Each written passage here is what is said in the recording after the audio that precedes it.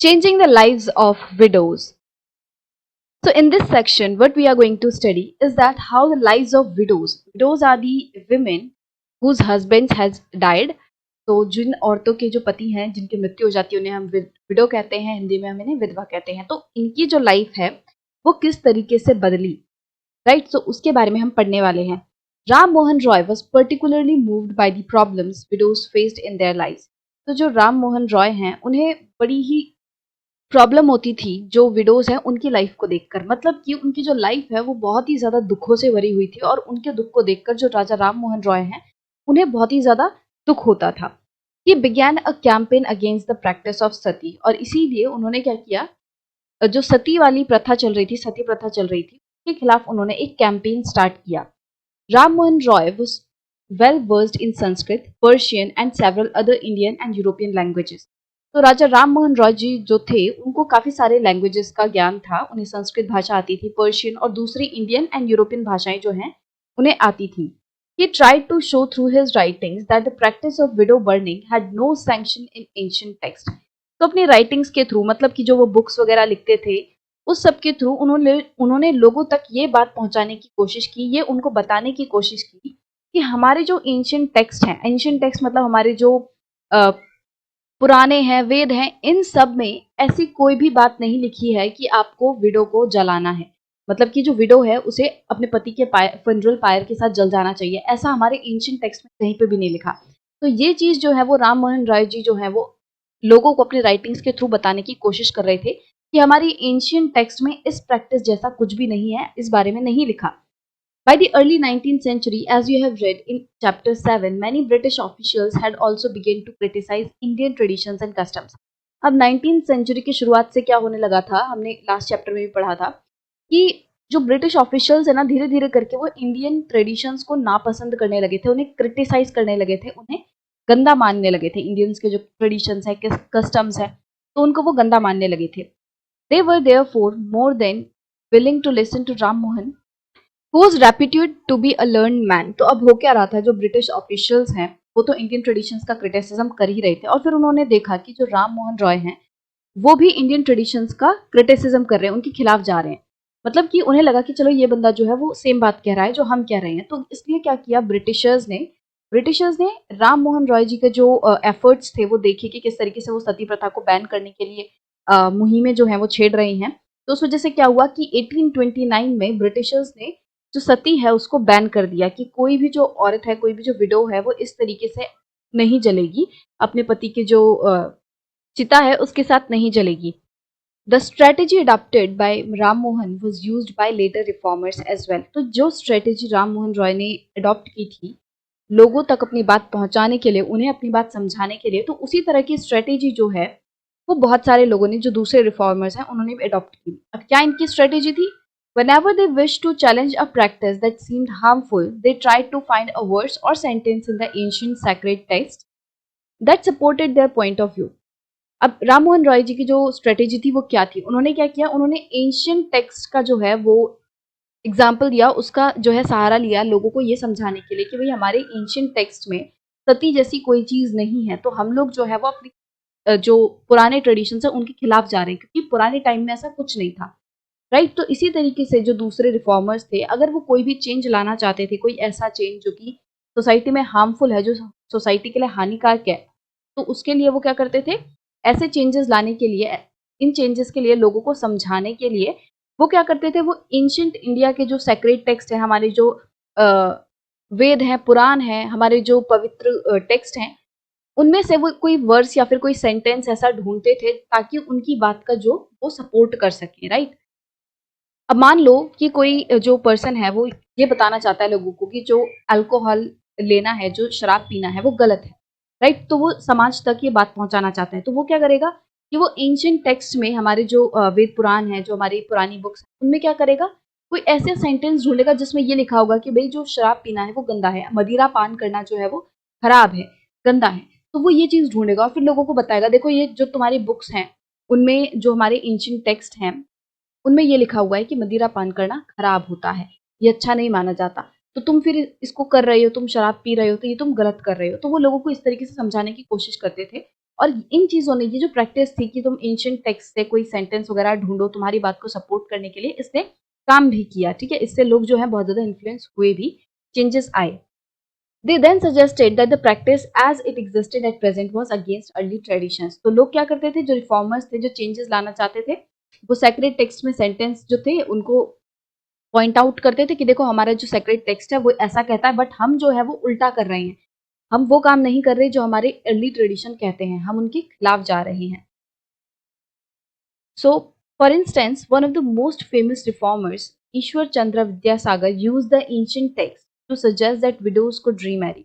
तो इसी तरीके का एक एग्जाम्पल जो है वो यहाँ पे दिया हुआ है कि जो ईश्वर चंद्र विद्यासागर थे, ये भी एक फेमस रिफॉर्मर थे।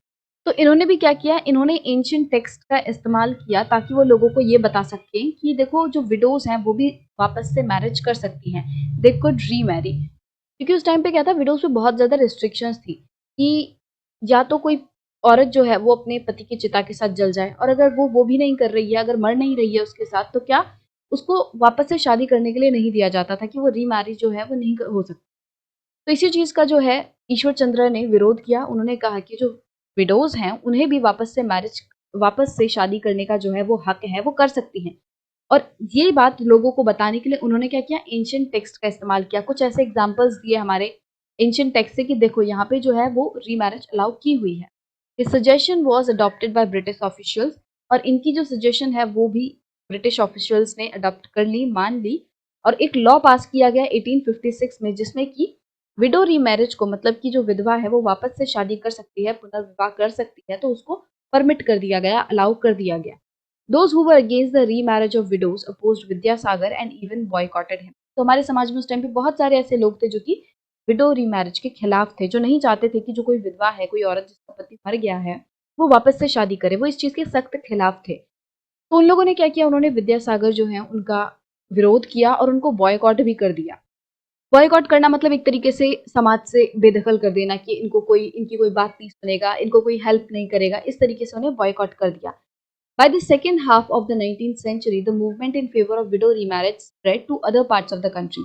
और 19th सेंचुरी के सेकेंड हाफ तक 1850s के बाद में क्या हुआ, धीरे धीरे करके जो मूवमेंट थी विडो रिमैरिज के फेवर के लिए, कि मतलब जो विधवाएं हैं वो वापस से शादी कर सकते हैं, इस चीज को लेकर जो मूवमेंट स्टार्ट हुई थी वो कंट्रीज के दूसरे पार्ट्स में फैलने लग गई। In the Telugu speaking areas of Madras presidency, Veeresalingam Pantulu formed an association for remarriage, widow remarriage. तो जो तेलुगु स्पीकिंग एरियाज हैं मद्रास प्रेसिडेंसी के, तो उस टाइम पे क्या था कि जैसे आज हम स्टेट्स वगैरह कहते हैं ना, तो उस टाइम पे लोग प्रेसिडेंसी कहते थे। तो मद्रास प्रेसिडेंसी के जो तेलुगु भाषा बोलने वाला एरिया है, वहां पे क्या हुआ कि वीर सलिंगम पंतुलु जो हैं, ये भी एक रिफॉर्मर थे। इन्होंने विडो रिमैरिज के लिए एक एसोसिएशन स्टार्ट किया। एसोसिएशन ये क्या काम करेगी कि ये विडोज को रीमैरिज करने पे और ज्यादा फोकस करेगी, उनको सपोर्ट करेगी। Around the same time young intellectuals and reformers in Bombay pledged themselves to working for the same cause. और इसी टाइम पे क्या हुआ, जो यंग रिफॉर्मर्स थे, इंटेलेक्चुअल्स थे, मतलब कि जो नई जनरेशन आ रही थी, जो ये चेंजेस चाहती थी बॉम्बे में, उन्होंने क्या किया, उन्होंने शपथ ली एक तरीके से कि वो भी विडोज की लाइफ को और सुधारने के लिए विडोज की रीमैरिज पे फोकस करेंगे, उसे सपोर्ट करेंगे, ठीक है। सती को बंद तो कर ही दिया था, तो उसको और ज्यादा जो है उस पर फोकस करेंगे कि कोई भी जो औरत है वो सती ना हो। तो इस चीज के लिए उन्होंने क्या किया, प्रण दिया कि वो जो विधवाएं हैं उनकी लाइफ को बेटर बनाने के लिए काम करेगी। In the north, Swami Dayanand Saraswati, who founded the reform association called Arya Samaj, also supported widow remarriage. और नॉर्थ की बात करें, हमारा जो नॉर्दर्न इंडिया है उसकी बात करें, तो वो यहाँ पे जो स्वामी दयानंद सरस्वती थे, उन्होंने भी एक रिफॉर्म एसोसिएशन स्टार्ट किया जिसका नाम है आर्या समाज, और उन्होंने भी जो विडो रीमैरिज है, विधवाओं का जो पुनर्विवाह है, उसको सपोर्ट किया। Yet the number of widows who actually remarried remained low. अब देखो भले ही क्या हुआ था कि सती वगैरह बंद हो गई थी और विडो रीमैरिज जो है उसको भी ब्रिटिशर्स ने परमिट कर दिया था, बट इसके बावजूद भी हमें ये देखने मिल रहा था कि ऐसी औरतें जिनके हस्बैंड की डेथ हो गई है, उनकी रीमैरिज जो है वो ज्यादा नहीं हो पा रही। मतलब जो रीमैरिज का रेट था वो बहुत ही कम था। बहुत कम ऐसी औरतें थी, विडोज थी, जो कि वापस से शादी कर रही थी। Those who married were not easily accepted in the society and conservative groups continue to oppose the new laws. अब हुआ क्या कि जो औरतें, जो थोड़ी बहुत औरतें विडोज वापस से शादी कर भी रही थी, उन लोगों को सोसाइटी ने एक्सेप्ट नहीं किया। उन्हें जो सोसाइटी है वो तिरस्कार कर रही थी उनका, उनको गंदा मान रही थी, ठीक है। और जो कंजर्वेटिव ग्रुप्स, मतलब पुरानी सोच के जो लोग थे जो कि विडो रीमैरिज का अपोज कर रहे थे, इसको अच्छा नहीं मान रहे थे, तो वो इन नए लॉज का, जिन्होंने की विडो रीमैरिज को परमिट कर दिया था, उनका अपोज करते रहे, विरोध किया, right. We first tie them down to the pile. तो यहाँ पे एक छोटा सा सेक्शन दिया हुआ है, देखते हैं। Ram Mohan Roy published many pamphlets to spread his ideas. तो राम मोहन रॉय ने क्या किया कि उन्होंने काफी सारे पैम्फलेट्स वगैरह जो हैं वो पब्लिश किए, मतलब अपने आइडियाज एक पर्चे पे लिखे और उनके प्रिंट्स जो हैं बहुत सारे निकाले, ताकि ज्यादा से ज्यादा लोगों तक वो अपने आइडियाज को पहुंचा सके। Some of these were written as a dialogue between the advocate and critic of a traditional practice. तो कुछ ऐसे पैम्फलेट्स जिनमें कि वो अपने आइडियाज को स्प्रेड कर रहे हैं, अपने आइडियाज को लिख रहे हैं, तो उसमें उन्होंने क्या किया, उनको एक डायलॉग की तरीके से लिखा। कुछ पैम्फलेट्स में उन्होंने अपनी बात कैसे लिखी, एक डायलॉग की तरीके से, बातचीत के तरीके से, कि जैसे दो लोग बात कर रहे हैं। तो किन लोगों के बीच में बातचीत होते दिखाया कि advocate and critic of traditional practice, मतलब कि एडवोकेट मतलब कि जो कि उन ट्रेडिशनल प्रैक्टिसेस का साथ दे रहे हैं, उन्हें अच्छा मान रहे हैं, उनकी सपोर्ट कर रहे हैं। क्रिटिक कौन, वो लोग जो कि ट्रेडिशनल प्रैक्टिस का क्रिटिसिज्म कर रहे हैं, उसका विरोध कर रहे हैं। तो इन दो लोगों के बीच में एक ऐसा पर्सन जो कि किसी प्रैक्टिस को, सती प्रथा को सपोर्ट कर रहा है, और एक ऐसा पर्सन जो कि उसका अपोज कर रहा है, ऐसे दो लोगों के बीच में एक बातचीत होती हुई उन्होंने दिखाई हुई है। तो एडवोकेट ऑफ सती, तो सती का जो समर्थन करने वाले लोग हैं वो क्या कहते हैं, women are by nature of inferior understanding, without resolution, unworthy of trust. Many of them, on the death of their husbands, become desirous of accompanying them. तो ऐसे लोग कह रहे हैं कि जो विमेन है, जो औरतें हैं, वो कुदरती ही, बाय नेचर ही कम समझदार होती है। इंफीरियर अंडरस्टैंडिंग, इंफीरियर मतलब कम, नीचा, और अंडरस्टैंडिंग मतलब समझदार। तो वो कहते हैं कि जो औरतें हैं वो नेचुरली ही कम समझदार होती हैं। विदाउट रेजोल्यूशन, उनमें कोई दृढ़ निश्चय नहीं होता, उनका कोई खास गोल वगैरह नहीं होता। अनवर्दी ऑफ ट्रस्ट, और औरतें जो हैं वो विश्वास पात्र नहीं होती, उन पर भरोसा नहीं किया जा सकता, ऐसी होती हैं। Many of them on the death of their husband becomes desirous of accompanying them. और क्या होता है कि अगर किसी औरत के हस्बैंड की डेथ हो जाती है, तो उसके मृत्यु के पश्चात बहुत सारी औरतें ऐसी होती हैं जो कि उनके साथ जाने की इच्छा जो है वो व्यक्त करती हैं, वो खुद ही अपनी मर्जी से ही उनके साथ जाना चाहती हैं। साथ जाना चाहती हैं का मतलब क्या हुआ कि उनके हस्बैंड जो है, उनकी तो डेथ हो चुकी है, तो वो उनके साथ ही मरना भी चाहती हैं। तो वो कह रहे हैं कि जो एडवोकेट हैं सती के, जो कि सती प्रथा का समर्थन करते हैं, वो कह रहे हैं कि भाई औरतें तो मतलब ऐसी इंफीरियर अंडरस्टैंडिंग की होती हैं, ज़्यादा समझदार तो होती नहीं है, उनमें ज़्यादा दिमाग होता नहीं है, वो उन पे भरोसा किया नहीं जा सकता। तो बहुत बार ऐसा होता है कि जो किसी औरत के पति की डेथ हो जाती है, तो वो खुद ही उसके साथ मरने की सोच लेती है कि मैं भी अपने पति के साथ ही चल बसती हूँ। But to remove every chance of their trying to escape from the blazing fire in burning them, we first tie them down to the fire. और वो कहते हैं कि बट क्या होता है कि उस हर एक पॉसिबिलिटी को हटाने के लिए, कि मतलब हो सकता है कि बाय चांस उनका मन जो है वो बदल जाए और वो आग में ना कूदें, अपने पति की चिता के साथ जो है ना जलें। तो इस पॉसिबिलिटी को हटाने के लिए ही, कि उनका मन जो है वो मेन टाइम पे बदल ना जाए, वो मेन टाइम पे ये डिसाइड ना कर लें कि नहीं भाई मैं नहीं मर रही, है ना। तो इस चीज को रोकने के लिए वो क्या करते हैं कि वो औरत को जो उसकी चिता होती है, उसके पति की चिता होती है, उसके पाई के साथ बांध देते हैं, राइट, कि उसको रस्सियों से बांध देते हैं कि ये अगर भागने की कोशिश भी करे तो भाग ना पाए। तो वैसे तो कह रहे हैं कि बहुत बार जो औरतें हैं वो अपनी मर्जी से ही इस चीज को एक्सेप्ट करती हैं कि भाई मैं अपने पति के साथ मरूंगी। बट कई बार ऐसा होता है कि ये डाउट रहता है कि औरत कहीं बाद में मुकर ना जाए, बाद में भाग ना जाए बच के आग से। तो वो क्या करते हैं, वो उसके पति की चिता के साथ ही उसको रस्सी से बांध देते हैं। ओपोनेंट ऑफ सती, अब देखते हैं कि जो सती प्रथा का विरोध करने वाले लोग हैं वो क्या कहते हैं। When did you ever afford them a fair opportunity of exhibiting their natural capacity? तो जैसा कि यहाँ पे इसने बोला कि भाई औरतें जो है वो कम समझदार होती हैं, तो यहाँ पे ओपोनेंट कह रहा है कि भाई तुमने औरतों को कब पूरा मौका दिया कि वो अपनी समझदारी को, अपनी एक्चुअल कैपेसिटी को शो कर सके। तुमने उन्हें कभी मौका ही नहीं दिया, है ना।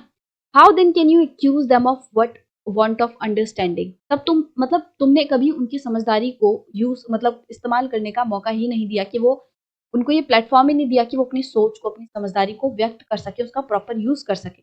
तो तुम ऐसा कैसे कह सकते हो कि वो कम समझदार है। If after instruction in knowledge and wisdom a person cannot comprehend or retain what has been taught him, we may consider him as deficient. अगर किसी को कुछ पढ़ाया जा रहा है, कोई नॉलेज प्रोवाइड कराई जा रही है, और उसके बावजूद भी अगर वो पर्सन जो है वो रिटेन ना कर पाए, उस चीज को समझ ना सके, जो उसको पढ़ाया गया, तब तो हम कह सकते हैं कि वो डिफिशिएंट है, तब हम कह सकते हैं वो कम समझदार है। But if you do not educate women, how can you see them as inferior? But अगर तुम वुमेन को पढ़ा ही नहीं रहे हो, तो तुम ये कैसे कह सकते हो कि वो कमतर है, वो कम समझदार है? मतलब कि जो ओपोनेंट ऑफ सती हैं वो ये कहना चाह रहे हैं कि भाई तुमने कभी औरतों को पढ़ने का मौका ही नहीं दिया, उन्हें अपनी कैपेसिटी को का फुल यूटिलाइज करने का मौका ही नहीं दिया, और तुम कह रहे हो कि भाई वो कम समझदार है। तुम एटलीस्ट मान लो, देखो हम कम समझदार कब किसे कहते हैं कि आपने मैं आपको कुछ पढ़ा रही हूँ या आप किसी को कुछ पढ़ा रहे हो, आपने किसी छोटे बच्चे को कुछ पढ़ाया, आपने बहुत बार उसे समझाने की कोशिश की, बट वो बच्चा जो है वो उस चीज को समझ ही नहीं पा रहा, तो आप कह सकते हो कि भाई अभी इसकी कैपेसिटी इतनी नहीं है, ये इस चीज को समझ पाइए, थोड़ा कम समझदार है, आप ऐसा कह सकते हो। बट जब आप उसको पढ़ाओ ही ना, आप उसको कुछ समझाओ ही ना, तब आप उसकी जो समझदारी है, उसकी जो कैपेसिटी है, उस पे कैसे क्वेश्चन कर सकते हो? तो वही बात बोली जा रही है कि तुम पहले औरतों को एजुकेट तो करो, उनको पढ़ाना लिखाना तो सिखाओ, तब जाके उनकी जो कैपेसिटी है उस पे सवाल उठाना।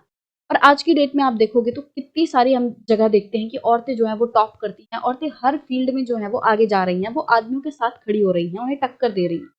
तो ये तो मतलब बहुत ही ज़ाहिर-सी बात है कि औरतें जो हैं वो किसी भी तरीके से कम नहीं हैं। बट पुराने टाइम पे ये ख़्याल था, इसीलिए तो ये सती जैसी प्रथाएँ चली आ रही थी। उन्हें लगता था कि औरतें कम समझदार हैं, इन्हें कुछ आता-जाता नहीं है, ठीक है? और इन्हें अपने पतियों के साथ ही मर जाना चाहिए कि उनके पति के बाद उनकी कोई लाइफ़ का कोई मतलब नहीं रह जाता, ऐसा ये लोग सोचते थे, राइट? और अपोनेंट ऑफ सती कहते थे कि भई तुम इन्हें मौका तो दो, ये सब कुछ कर सकती हैं, ये अपने पैरों पे खड़ी हो सकती हैं, अपनी लाइफ़ को खुद जी सकती हैं, बट पहले इन्हें मौका तो दो।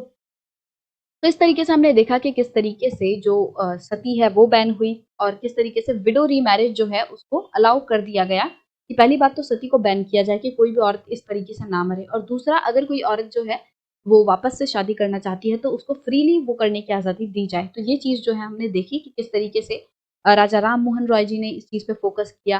दयानंद जो सरस्वती थे उन्होंने ईश्वर चंद्र विद्यासागर, तो हमने बहुत सारे रिफॉर्मर्स के बारे में पढ़ा कि किस तरीके से उन्होंने अपने-अपने लेवल पे विडोज़ की लाइफ़ को चेंज करने के लिए स्टेप्स लिए।